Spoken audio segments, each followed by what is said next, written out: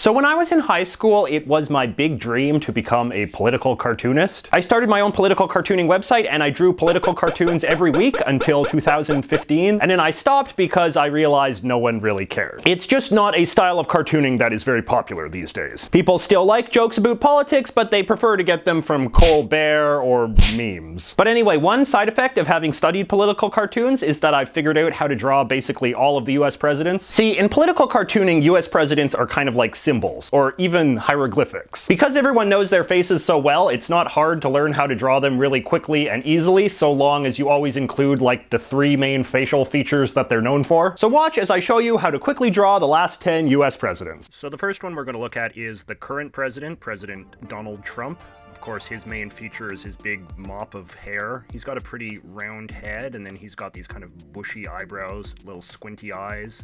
He has really pursed lips.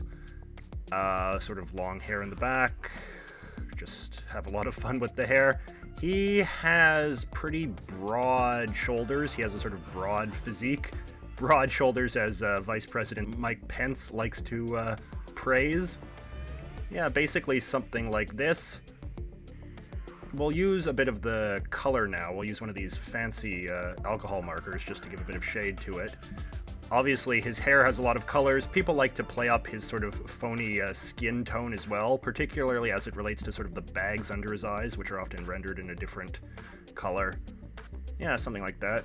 All right, let's do President Obama now. He has a sort of long, elongated sort of head shape. He has quite heavy eyebrows. And generally, people draw him with a sort of happy, pleasant look. He's got a pretty distinctive smile that tends to dominate caricatures of him. That there. He, of course, also has a little mole, and he has these big ears that really dominate any cartoons of his face. Depending on when you want to depict him, his hair could be one of many different shades. He has a pretty thin physique, pretty thin and spindly kind of build, so we'll just give him small shoulders like that.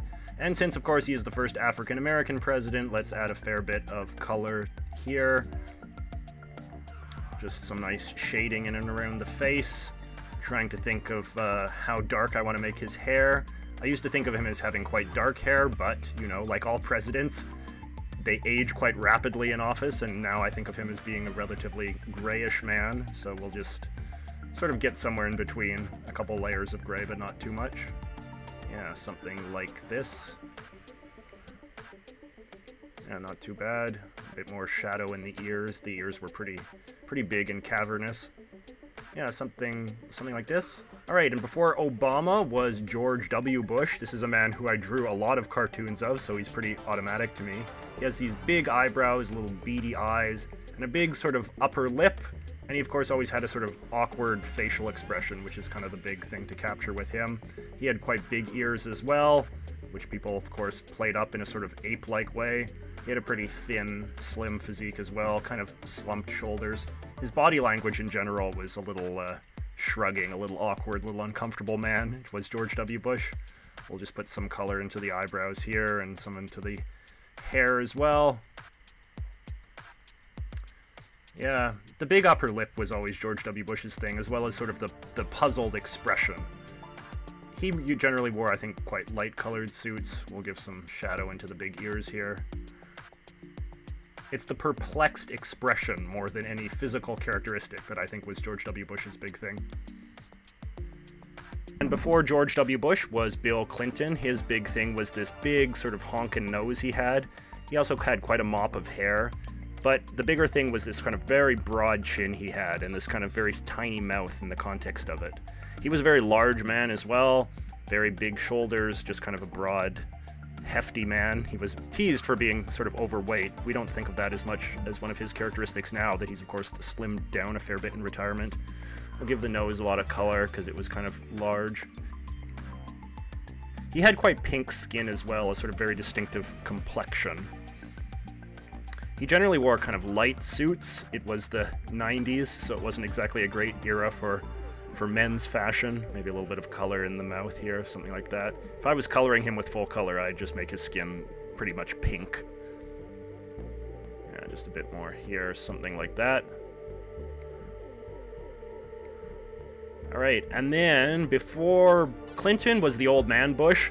And the thing about George H.W. Bush was he was really the only president of modern times to wear glasses, which the cartoonists always had a lot of fun with, these sort of big spectacles. Much like his son, he kind of often had a awkward sort of facial expression. He never quite seemed super comfortable in his own skin. He had a long pointy nose, kind of big upper lip, kind of just this sort of weird, awkward old man kind of look to it with this big sort of bony chin. He had a very slight build as well that cartoonists often made fun of, you know, very small shoulders, kind of thin and awkward. We'll just put a bit of color in here. I love those glasses. I just love making these kind of big, awkward goggle things on dominating his face. It makes him look a lot older and a lot more awkward. People just really were quite cruel to him as this kind of doddering, clumsy old man. Just a little bit there. Yeah, sort of like that. And then, before George H.W. Bush was Ronald Reagan. He sort of had a big nose and these little beady kind of eyes. His big thing, of course, though, was this big sort of pompadour of black hair he had. Dyed, they said, although he denied it. He was kind of an old man, you know, the oldest president before Trump, so he kind of just had a kind of doddering old man look, very wrinkly neck. That was a big sort of aspect of his character. And a big upper lip and, you know, kind of big ears. He had very broad shoulders. I don't know if it was the shoulder pads of the 80s that was part of it, but always just these large dark suits that he wore. Of course, you know, you can go as far as you want in making him as wrinkly and decrepit looking as you want. The cartoonists of the time had a lot of fun with his, you know, sort of wrinkly, cavernous face, especially the wrinkles in the neck, like I said. Just, it's lots of fun to shade, drawing sort of big holes and wrinkles everywhere in his ears. Lots of spots, too. I mean, people could be as cruel as they wanted with this kind of stuff. Yeah, we'll just cram in a bit more. Yeah, something like that. Now, Jimmy Carter is an interesting president because there was basically two main ways to draw him. You could either draw Jimmy Carter as he was when he was first elected, which was this man with this big, big smile. That was really all anyone would ever draw. Sometimes they would just draw him as only a smile, no other facial features at all. You know, with nice grinning face, you know, just a very happy man, kind of had a mop of hair, wasn't combed in a particular way. Just happy Jimmy, full of the outsider, the peanut farmer from Georgia who was going to come to Washington and fix everything up after Watergate.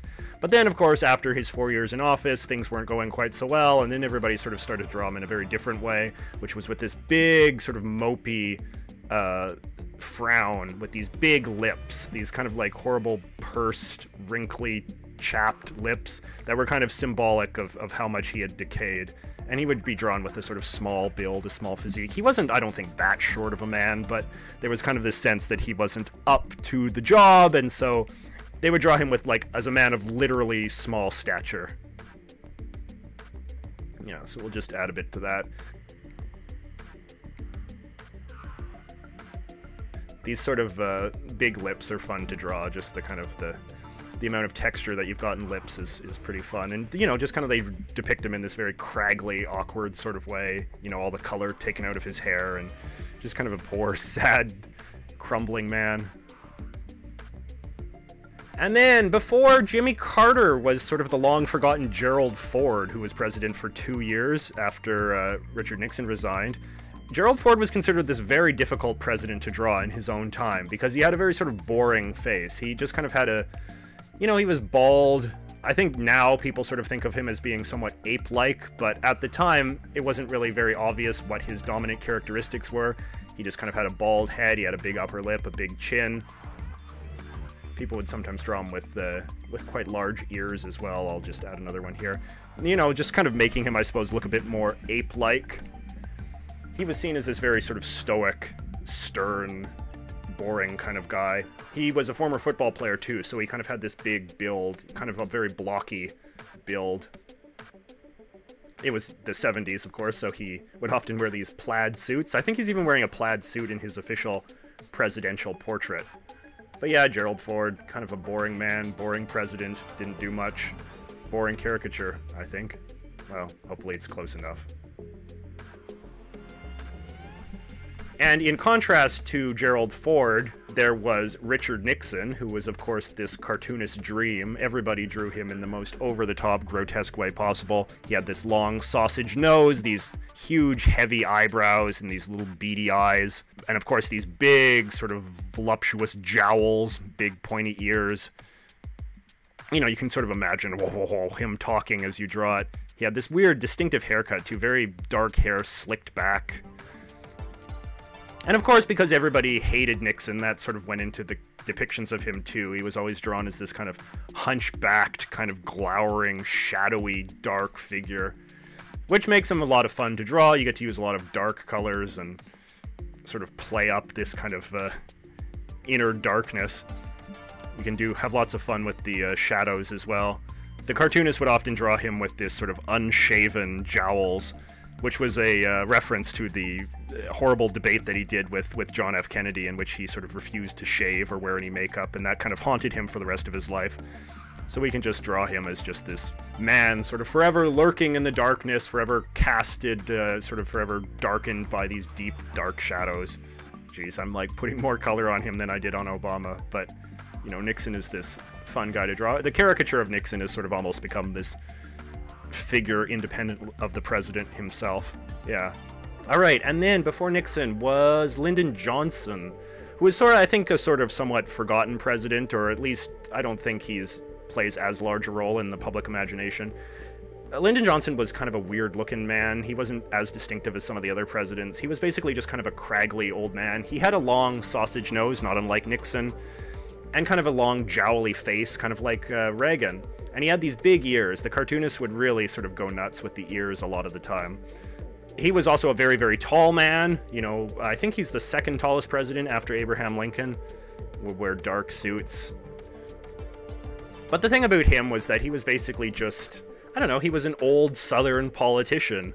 And his face wasn't particularly distinctive, but it was distinctive in the sense that it was sort of this long, droopy face with lots of wrinkles and jowls and crags and that kind of thing. He can, much like Reagan, he can be a fun guy to shadow and to color, just because there's so many little nooks and crannies in his big face to emphasize and color.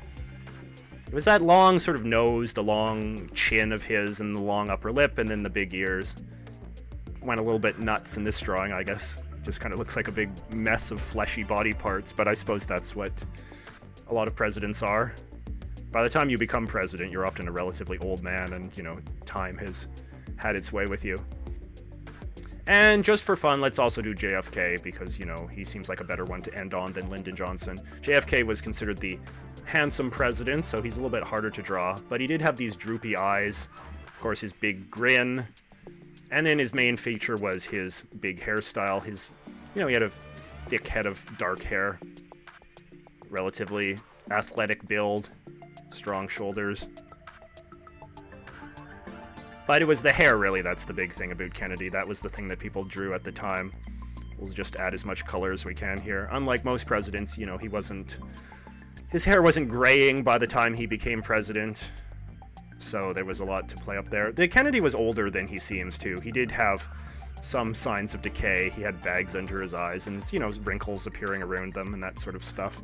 So, I guess playing that up a bit. But overall, he was a youthful-looking man and a handsome-looking man, which is generally a harder sort of person to caricature than a Lyndon Johnson, a Ronald Reagan, a Richard Nixon type, who have a few more obvious signs of decay.